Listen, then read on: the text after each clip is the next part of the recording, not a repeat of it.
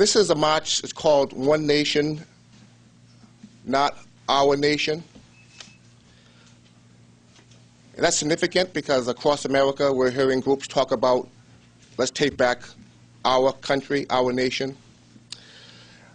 This march will take place on October the 2nd. We have many organizations who are involved in One Nation across America. The significance of this march cannot be underestimated based on the challenges we have in America today.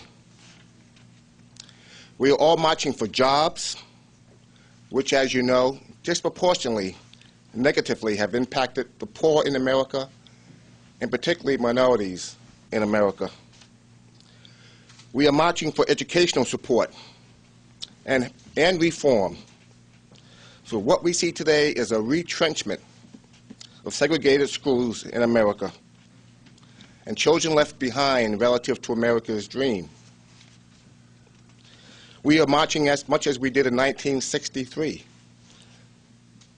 our famous and infamous Civil Rights March, against racial profiling, as we're seeing in New Mexico, as we're seeing in New York, as we're seeing in the Greater New Haven marketplace. And most importantly, I believe, collectively, we are marching to catalyze our youth and America to move back to the polling boxes and make our needs and dreams resonate across America. Before I introduce members of the collective team, I want to make sure that we understand we have some important sponsors that are making this work for us. The Jewish Federation is a sponsor. M&M Investments is a sponsor. KJB Investments is a sponsor. Eder Brothers is a sponsor. The New Haven Family Alliance is a sponsor. And Vavrick AME Church is a sponsor.